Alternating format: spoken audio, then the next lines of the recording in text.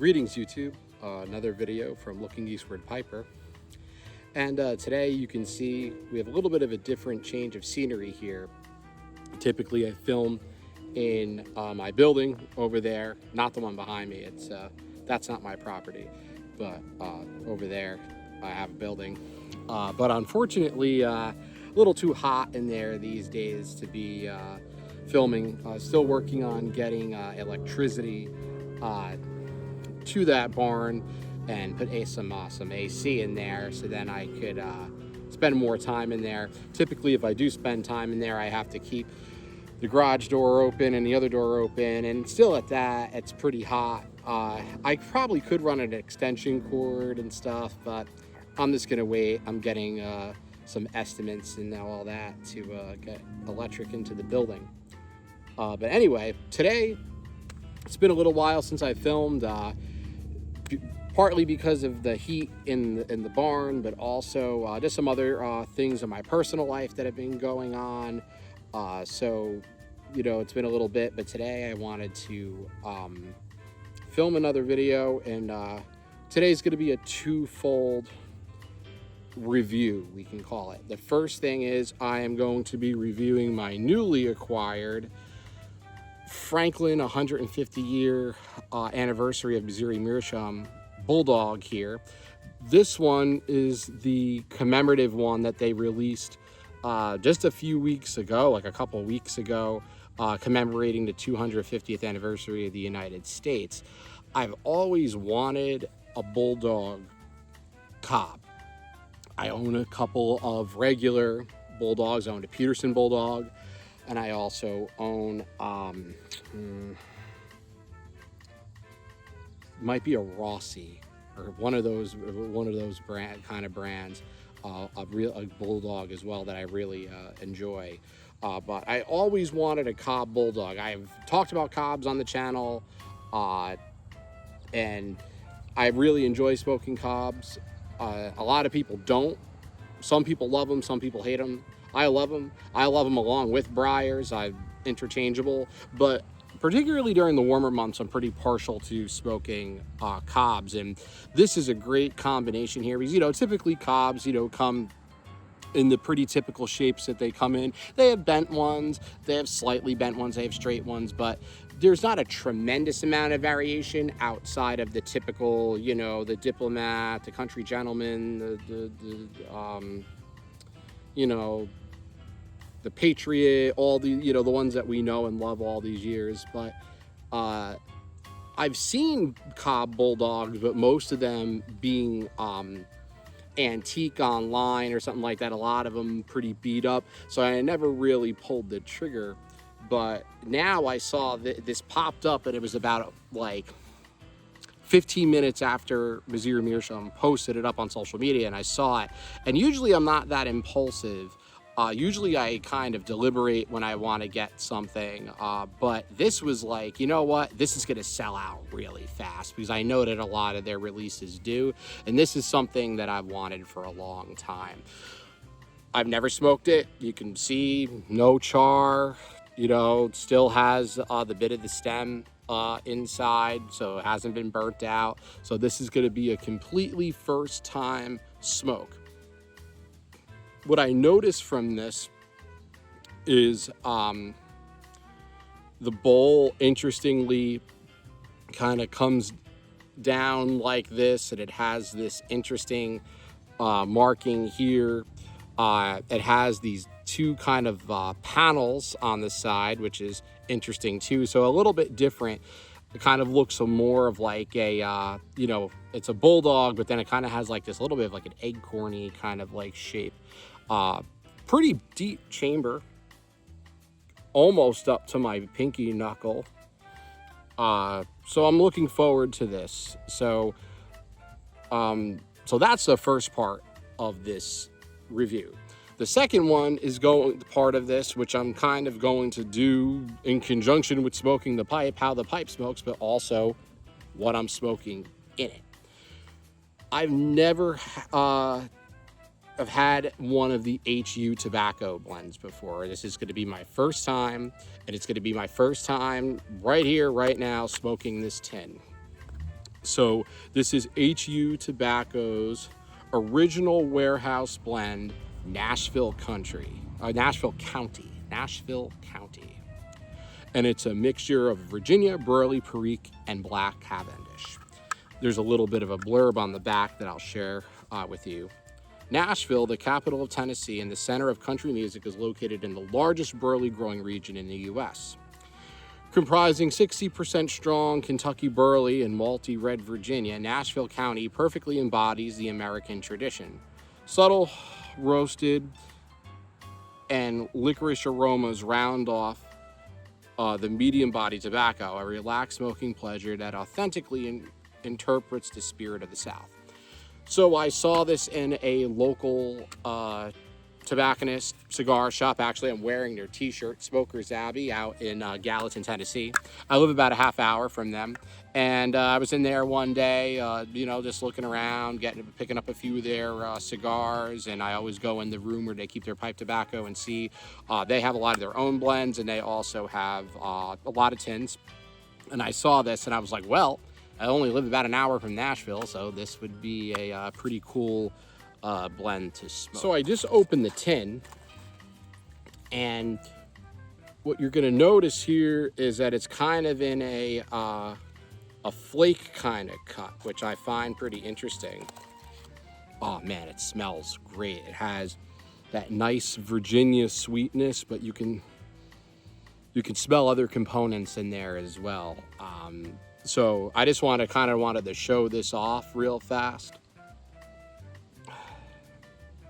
And yeah, it really has that nice smell. I'm really looking forward to packing my pipe and smoking this.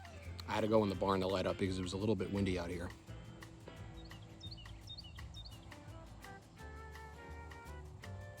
And first impressions of both of the pipe and the tobacco. First of all, this is a great combination.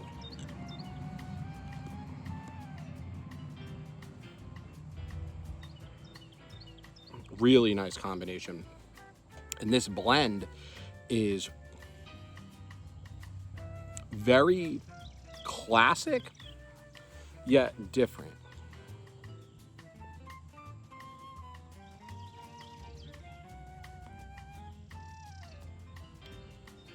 The Virginia is definitely, as they say, riding the bus. Or I should say, driving the bus.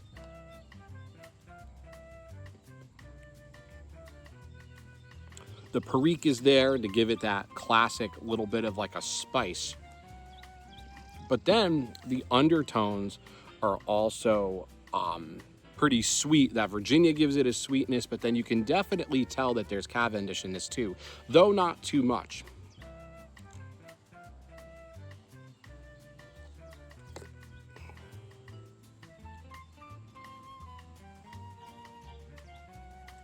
Very much enjoying this.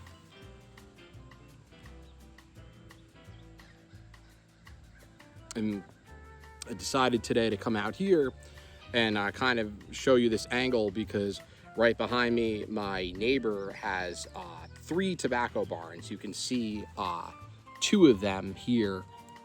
Actually, you might be able to see all 3 of them a little bit in the video.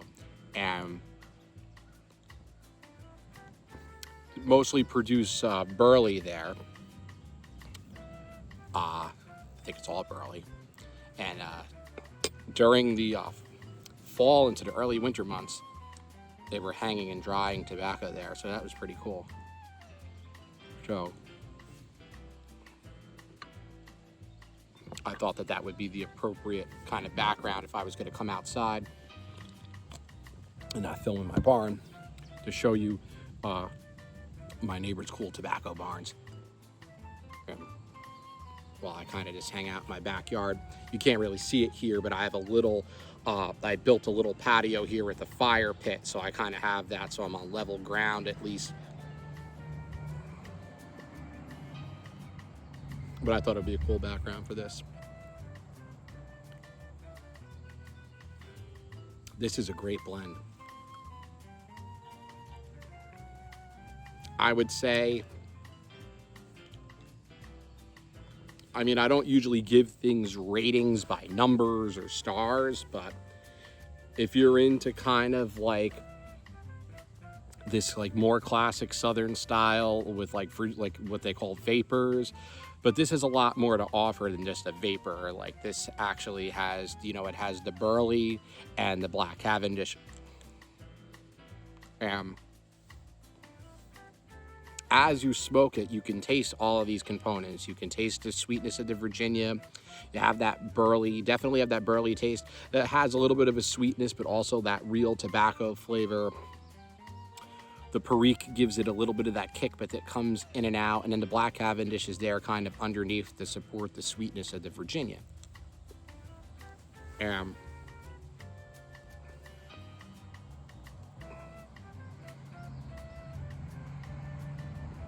Very, very good. I would say 8 out of 10 on the tobacco. And this pipe,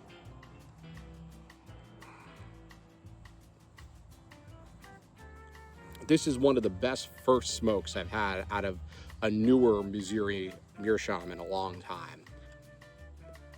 So I'm really happy because I was really excited to get this pipe, and the fact that it actually smokes well, because it's been kind of a mixed bag recently with Missouri Meerschaum's quality control. I mentioned that when I was on Ethan's channel. We did an interview, and I talked a little bit about Missouri Meerschaum's quality control, and I might want to spend a minute or so talking about that a little bit, because Missouri Meerschaum is a company that I really, really like. I love Cobs. I love the concept. I love the fact that you can get a reasonable pipe, you know, and with decent quality, and it's, you know, for, you know, under 20 bucks you can get one and you can have a good smoke, especially out of their classic line.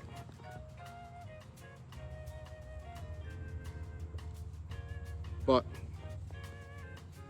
in more recent years, as they've made a lot of variations off of their classic collections that have done different things,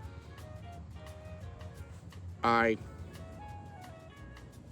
kind of, when I started getting into pipe smoking like 6 years ago, they were coming out with a lot of these things, and they looked really cool, and acrylic stems and stuff like that, and I was like pretty excited. And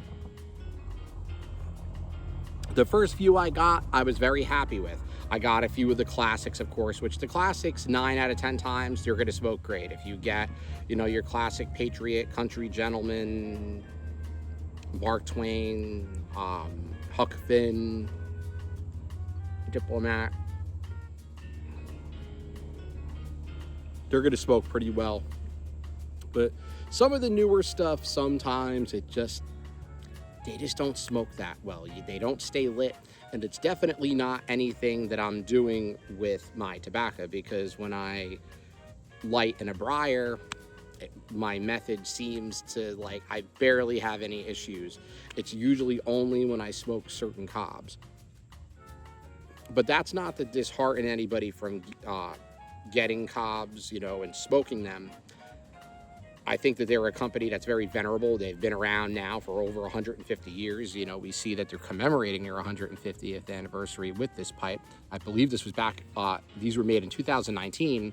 They found them in a vault, and then they put this commemorative sticker on it and re-released these last few that they had kind of in their archive.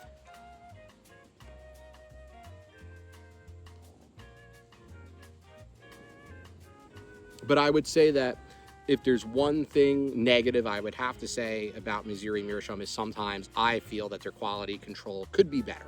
And I've seen people online express this as well on posts, you know, in different, you know, threads and forums and groups across social media over the years.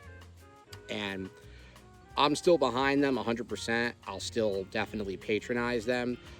Their Country Squire Bing that they collaborated, you know, with to make that pipe maybe about a year or so ago, That's one of my favorite pipes. I probably smoke that more than a lot of my other briar pipes these days. And this pipe's definitely going to be in my rotation as well because, again, another great smoker. But unfortunately, it doesn't always work out that way. But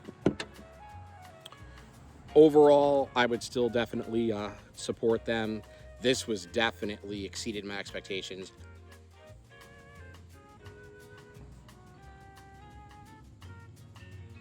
It's a great pipe. I've only lit it once. Even with me talking, every time I tap, it stays lit. It's a little windy out here, so that's a little bit of an inconvenience, but it's still staying lit.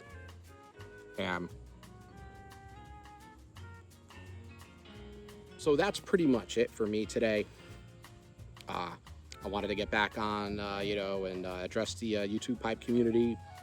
It's been a little while, kind of see how some of the people that frequent my comment section are doing. People like Ethan and some others.